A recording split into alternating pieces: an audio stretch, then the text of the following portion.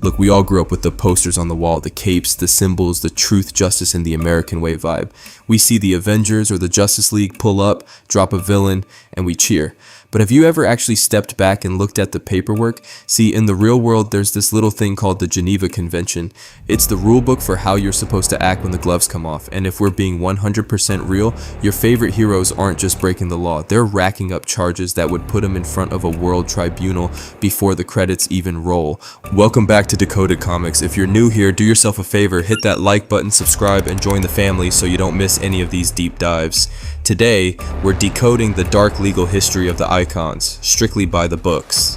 We're talking 5 heroes who are, by every definition of international law, technically war criminals. And you're going to want to stick around until the very end because I've got a bonus entry on the one hero you'd never expect, and his crime is probably the most out-of-pocket thing on this entire list. Let's get into it. Let's start with the Golden Boy. Steve Rogers, Captain America. The man is literally draped in the flag, right? But in the comics, Steve has a major problem with the word no. Specifically, we're talking violation of national sovereignty. In the Secret Avengers run, Steve leads a Black Ops squad into sovereign nations without any government oversight. Under the Rome Statute, when a private citizen leads a paramilitary squad into a foreign country to engage in combat, that's an illegal incursion. Steve prioritizes his own moral compass over every global treaty ever signed.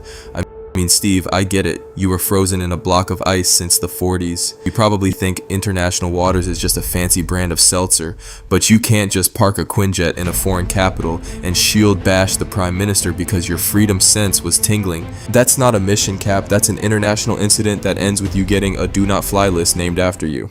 Now let's talk about the Dark Knight. We love the I'm Batman energy, but Bruce Wayne's interrogation tactics in the comics are a straight up human rights violation. The crime?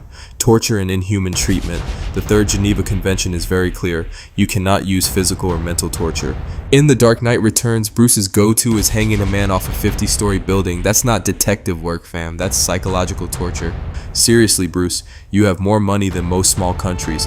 Buy a lie detector. Buy a nice climate-controlled office. Stop taking people to the roof. It's 2 a.m. It's raining in Gotham, like always, and that henchman definitely didn't sign up for extreme bungee jumping without a cord. You're not getting the truth, you're just getting a very expensive dry cleaning bill for your cape. This next one is a legend in comic history, Wonder Woman. Diana is a warrior, but being a warrior doesn't mean you're above the law of summary execution.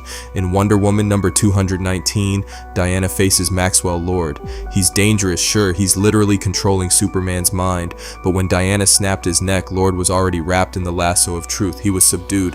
Under international law, executing a prisoner who is already neutralized is a war crime. Diana, I thought the lasso was for making people tell the truth, not for holding their head still while you pull a Mortal Kombat fatality. You're an ambassador. You're supposed to be about peace. Start with a strongly worded letter or a diplomatic sanction before you go full neck snap on live TV. It's bad for the brand, Your Majesty. Tony Stark, the futurist. In the original Civil War comic event, Tony's ego leads him into a very dark corner, the conscription of minors. Tony didn't just support the Registration Act, he actively weaponized teenage heroes. He oversaw the initiative which put underage trainees into high-stakes combat zones. Bringing minors into a paramilitary conflict is, by definition, the recruitment of child soldiers. Tony really looked at a group of kids who were worried about prom and said, "Hey, wanna go fight an international fugitive? I'll give you a cool suit and a paycheck." That's not mentoring, Tony. That's a massive class action lawsuit and a permanent restraining order from every PTA in America. You're one step away from putting arc reactors in strollers. Finally, we gotta talk about Logan, Wolverine. He's the best there is at what he does, and what he does is super illegal. The crime is refusing to accept surrender, also known as giving no quarter. If an enemy tries to run or drops their weapon, you can't just gut them.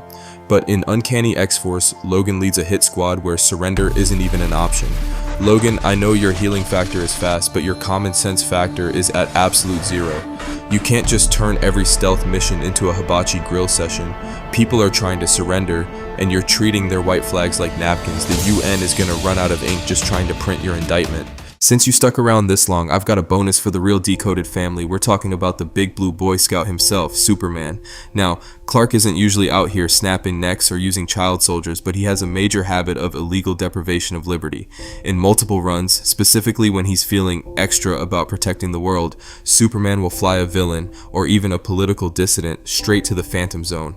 Here's the legal breakdown. The Phantom Zone isn't a state-sanctioned prison. There's no trial, no lawyer, and definitely no parole board. Sending someone to a literal shadow dimension without a court order is a massive violation of human rights and due process. In the eyes of international law, Clark Kent is basically running an extrajudicial black site in the middle of space. Look, Clark, I know you think the Phantom Zone is a timeout, but it's actually an eternal void of nothingness. You can't just toss people into a mirror dimension because they're annoying or because they keep trying to turn the sun red. That's not a super solution, man. That's a kidnapping charge that would make even Lex Luthor look like a law-abiding citizen.